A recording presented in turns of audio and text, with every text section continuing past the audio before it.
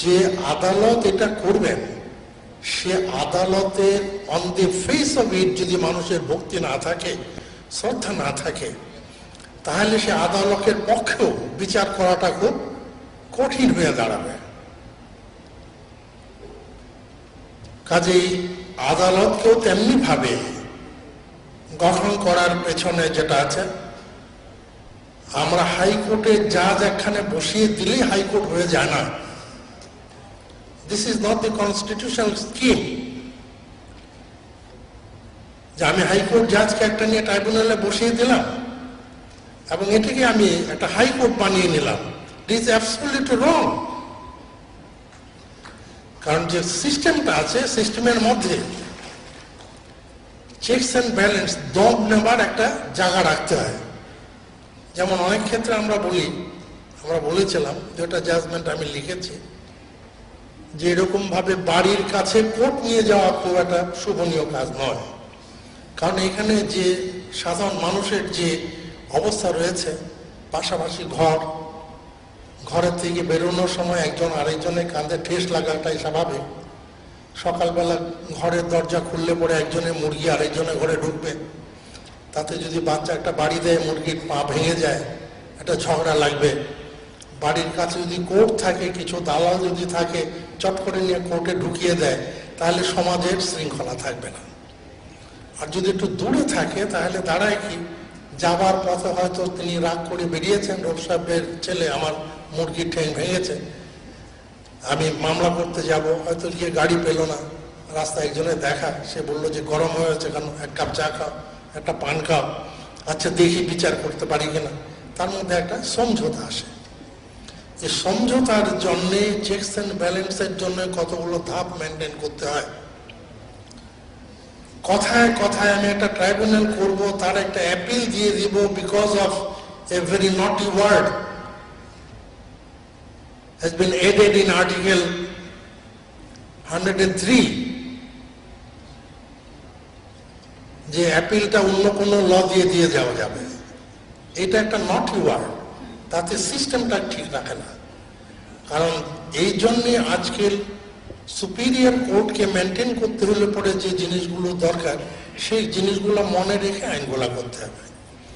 ইতিমধ্যে যে কথাগুলো এসছে, আইনের যে অবস্থানগুলো দেখা যাচ্ছে, তাতে কতগুলো জিনিস হয়তো বা যারা আইন প্রণয়ন করছেন তারা মাথায় রাখেননি। বিশেষ করে 2009 সালে অ্যামেন্ডমেন্ট করতে গিয়ে যারা করেছেন, তারা হয় ইচ্ছাকৃতভাবে দেখেননি, কিংবা তারা এটাকে ঝেড়ে ফেলে দিয়ে তাদের খুশি মতো একটা আইনকে দাঁড় করানোর চেষ্টা করেছেন। দুটা আছে। অর্থাৎ দেখা যায় আইডেন্টিক্যাল অফেন্সের কথা বলা হয়েছিল কোলাবরেটর অ্যাক্ট, কোলাবরেটর অর্ডারে যেটা করা হয়েছিল আইডেন্টিক্যাল। তারপরে আবার ক্লিমেন্সি এসছে, তাদেরকে বাদ দেওয়া হয়েছে। আমি তখন বারে প্র্যাকটিস করি 1973-তে একটা কেস আর্গুমেন্ট করে, অবশ্য আমার কেসে আমি বেল পাই নাই, কিন্তু আমার ওই আর্গুমেন্টের পরে কোলাবরেটর কেসে বেল যাওয়া শুরু হলো। তো সেখানে একটা আর্গুমেন্ট হয়েছিল যে court must consider the difference of experience of two sets of people during 1971. একটা গ্রুপ যারা নাকি দেশের বাইরে গিয়ে সীমান্তের ওপারের থেকে বাইনাকুলার দিয়ে বাংলাদেশ দেখছিলেন কি হচ্ছিল, তাদের যে একটা অভিজ্ঞতা, আর যারা এখানে ছিলেন তাদের অভিজ্ঞতার সঙ্গে একটা পার্থক্য রয়েছে। এখানে যারা ছিলেন তারা এমন অবস্থায় পড়েছেন, রান্নাঘরে মুক্তি বাহিনীকে খাওয়াচ্ছেন, বৈঠকখানা ঘরে পাক বাহিনীকে খাওয়াচ্ছেন। মুক্তি বাহিনীর কাছে বলছে যে বাবা আর যাই করিস, এখন কিছু করলে কিন্তু তোমরাও নাই আমরাও নাই। পাক বাহিনীর কাছে এসে বলেছে যে আমার এখানে কোনোদিন মুক্তি বাহিনী আসে না, taking the risk of his life. সে এরকম ভাবে এই দীর্ঘ 10টি মাস বাংলাদেশে থেকে বাংলাদেশের অবস্থাটা বুঝেছিল। তাকে যদি এক কথায় আমি যে যারা এখানে ছিল সবাই কলাবরাটার তাকে যদি জেলখানায় ঢুকিয়ে দিই তাহলে কি দাঁড়াবে? Because of their absence the production will come as the problem child for the whole nation. কারণ তার ছেলে মেয়েদেরকে দেখবার মতো কেউ নাই, তারাও এই ইয়েতে ভেসে যাবে এবং সেই প্রবলেমটা হবে ন্যাশনাল প্রবলেম। কাজে তাদেরকে ওইভাবে আটকিয়ে রাখার কোনো জাস্টিফিকেশন নেই। আজকে এই যতগুলো আইন হয়েছে, আইন করছে ইয়াং পার্সনস, ড্রাফটসম্যান কিংবা advisers without having the sufficient experience. So far the Bangladesh is concerned, they've started doing things, taking some sorts of help from outside the Bangladesh. বাংলাদেশের বাইরে থেকে কিছু জিনিস এনে এই বাংলাদেশের প্রেক্ষাপটে সেটাকে তাল খাওয়ানোর জন্য, মেলানোর জন্য চেষ্টা করা হচ্ছে। এটা জাতির জন্য দুর্ভাগ্য, এটা জাতির জন্য অত্যন্ত একটা খারাপ জিনিস। কাজে আইনের যে বিধানগুলো রয়েছে, যে আইনের কোনো কিছুই চ্যালেঞ্জ করা যাবে না, তারপরে চট করে একটা অ্যাপেলের ডিভিশনে, what is the position of the appellate division? কে সত্য বললো কি মিথ্যা বললো অ্যাপেলের ডিভিশনে দেখবার অথরিটি আছে? সেজন্য তার intermediate in between the appellate division and the tribunal there must be somebody who will finalize the facts. কাজে অ্যাপেলের প্রভিশনটা ওইভাবে না দিয়ে এইভাবে আনা উচিত ছিল। হাইকোর্ট ডিভিশনকে বাইপাস করাটা ঠিক নয়, তাতে ফলটা খুব খারাপ হবে বলে আমার মনে হচ্ছে। সুতরাং এই সর্বদিক চিন্তা করতে গেলে পরে এখনো সময় আছে।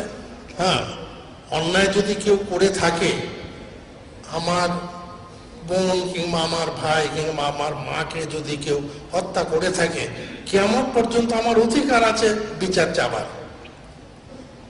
কিন্তু সেই বিচারটা হতে হবে সত্যিকার অর্থে বিচার। যদি তা না হয় দেশে ললেসনেস আসবে। আমরা সেই জন্যই বলি যে 10টি দোষী ব্যক্তি যদি খালাস হয়ে যায় তার জন্য কিছু আসা যায় না, কিন্তু একজন নির্দোষ ব্যক্তিকে যদি আমরা সবাই মিলে জেলখানায় ঢুকিয়ে দেই তাহলে সারা পৃথিবীর আইন গুলে খাওয়ালেও পরে আইনের প্রতি তার কোনো ভক্তি থাকবে না। কিন্তু 10টি দোষী ব্যক্তি যদি খালাস পেয়ে যায়, সে হয়তো ওই খালাসের উপর থেকে তার নিজেকে মনে করতে পারে যে আল্লাহ তাআলা আমাকে একটা সুযোগ করে দিয়েছিলাম, একটা ভুল করে ফেলেছিলাম, সারা জীবনের জন্য হয়তো সে সত্যিকার একজন গুণী লোক হিসাবে নিজেকে গড়ে তুলতে পারে। সেই জন্যই বলা হচ্ছে যে এই চেকস অ্যান্ড ব্যালেন্স গুলো না রেখে সোজা সাজা এই আইনগুলো করে আর দয়া করে বিশৃঙ্খলতা সৃষ্টি করার জন্য এগিয়ে যাবেন না। আইনগুলোকে দেখেন, সুন্দরভাবে এটাকে কাজে আনেন। হ্যাঁ, করতে চান বিচার করেন, কিন্তু প্রশাসনের বিচার করলে সেটা এই দেশে একটা বিশৃঙ্খলার সৃষ্টি করবে, তার জন্য কিন্তু আপনারাও রেহাই পাবেন না। আর ট্রাইব্যুনালে যারা থাকবেন তাদেরও কথা হয়েছে, এমন কোনোভাবে আপনারা জিনিসটা এই আঙ্গিক থেকে দেখবেন না যে আবার আপনারা বিচারের কাঠগড়ায় না দাঁড়িয়ে যান। এই সবগুলোকে মনে রেখে আজকে এই আইনটাকে সুন্দরভাবে আরো পরিমার্জিত করে বাংলাদেশের প্রেক্ষাপটে তার প্রয়োজনটাকে বাংলাদেশের আঙ্গিকে এনে ঠিকঠাক করে তারপরে আপনারা যা পারেন করেন। সবাইকে অশেষ ধন্যবাদ। আসসালামু আলাইকুম ওয়া রাহমাতুল্লাহি ওয়া বারাকাতুহু। সম্মানিত সুধীমণ্ডলী, আপনারা আপনাদের অনেক মূল্যবান সময় দিয়ে আমাদের এই অনুষ্ঠানকে সফল করেছেন, আমাদের এই অনুষ্ঠানকে সাফল্যমণ্ডিত করেছেন। যে অনুষ্ঠানটি জাতির জন্য একটা গুরুত্বপূর্ণ বিষয় ছিল, national forum for protection of human রাইটসের পক্ষ থেকে সম্মানিত প্রধান অতিথি, সম্মানিত সভাপতি, অতিথিবৃন্দ এবং আমন্ত্রিত সুধীমণ্ডলী, সাংবাদিক বন্ধুগণ, সবাইকে আমাদের পক্ষ থেকে কৃতজ্ঞতা এবং ধন্যবাদ জানাচ্ছি। আপনাদের সবাইকে ধন্যবাদ। খোদা হাফেজ। বাংলাদেশ জিন্দাবাদ।